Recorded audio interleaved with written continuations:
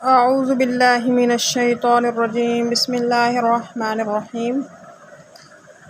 جب نوح علیہ السلام کشتی بنا رہے تھے تو ایک مومنہ بوڑھی عورت روز اللہ کے نبی کے پاس اپنی گھٹی لے کر آتی اور کہتی، اے اللہ کے نبی، کب کشتی روانہ ہوگی؟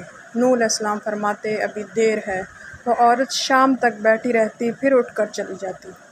ایک دن نوح علیہ السلام نے فرمایا، اے عورت، جب جانا ہوا تو تمہیں بتا دیا جائے گا۔ یہ عورت واپس چلی گئی اور انتظار کرنے لگی کہ کب نوح علیہ السلام بلائیں۔ اسی دوران عذاب آ گیا اور کشتی روانہ ہو گئی۔ حضرت نوح علیہ السلام نے اس عورت کو نہ بلانا بھول گئے۔ جب طوفان تھما، ایک دن نوح علیہ السلام کے دل میں محبت اٹھی کہ شہر کو دیکھوں۔ جہاں سے چلا تھا وہاں آئے اور جا کر قریب دیکھا تو ایک جھونپڑی میں دیا جل رہا تھا۔ نوح علیہ السلام یہ دیکھ کر چونک گئے۔ روز زمین پر کوئی ایسا گھر بھی ہے کہ اتنے عظیم طوفان کے بعد بھی جس پر چراغ جل رہا ہے؟ انہوں نے وہاں تکبیر بلند کی تو وہ عورت سامان لے کر آ گئی اور کہنے لگی، یا نبی، کیا کشتی تیار ہے؟ چلیں۔ نوح علیہ السلام نے حیرت سے اس کو دیکھا اور کہا، رکو بڑھیا، کیا تمہیں کچھ بھی پتہ نہیں؟ وہ کہنے لگی، یا نبی، کیا نہیں پتہ؟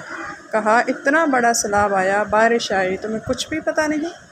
بڑھیا کہنے لگی، یا نبی، بس ایک دن بادل گرجے تھے، کچھ ہلکی سی پھوار پڑی تھی۔ نوح علیہ السلام حیران ہو کر آسمان کی طرف دیکھنے لگے اور کہا، میرے اللہ، یہ کیا ماجرا ہے؟ اللہ تعالیٰ نے نوح علیہ السلام پر وحی بھیجی اور کہا، اے میرے پیارے نبی، اس عورت کے دل میں چونکہ تمہاری محبت تھی اور تم نے اسے پابند کر دیا تھا، چونکہ تمہارا اس سے وعدہ بھی تھا، نجات کی کشتی میں سے لے جاؤ گے، تب جب کہ تم اپنے وعدے کو پورا نہیں کر سکے۔ لیکن نوح علیہ السلام، میں نے تمہارے وعدے کا ذمہ دار تھا، میں نے اسے عذاب سے بچا لیا۔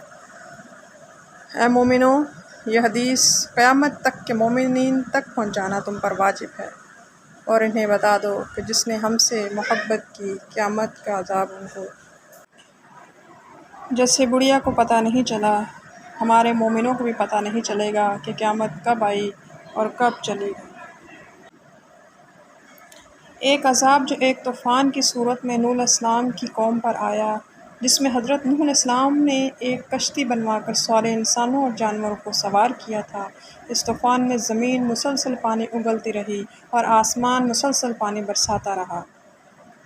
روایات اور سائنسی شواہد کی روح سے یہ طوفان بنیادی طور پر عراق کے علاقے میں تھا۔ اس کا ذکر توریت، انجیل اور قرآن تینوں میں تھا۔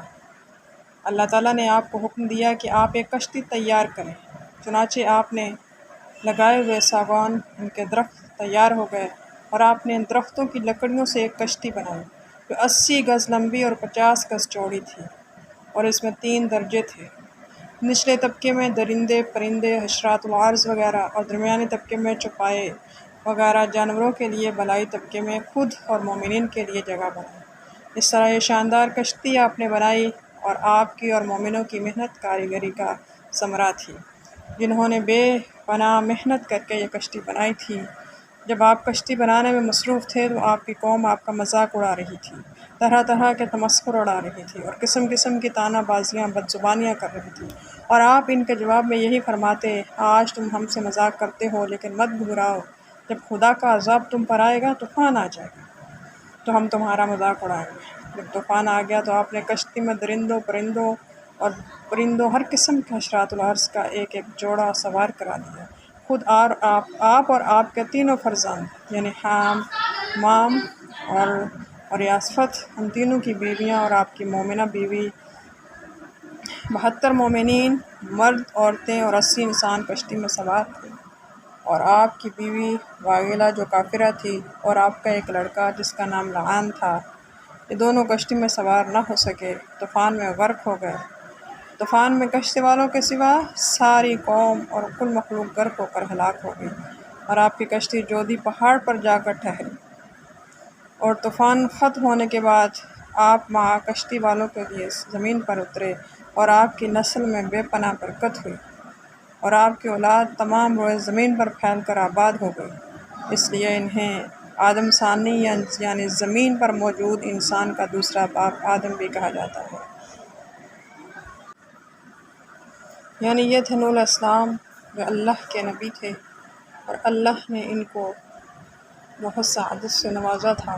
لوگوں نے مذاق بھی اڑایا لیکن آپ نے ہمت نہیں ہاری اور اللہ نے ان کو ترقی دی، اور جو لوگ مذاق اڑا رہے تھے وہ سب کے سب عذاب میں مبتلا ہو گئے، اور اللہ نے ان پر ایسا پانی برسایا کہ ان کی نسل در نسل ختم ہو گئی۔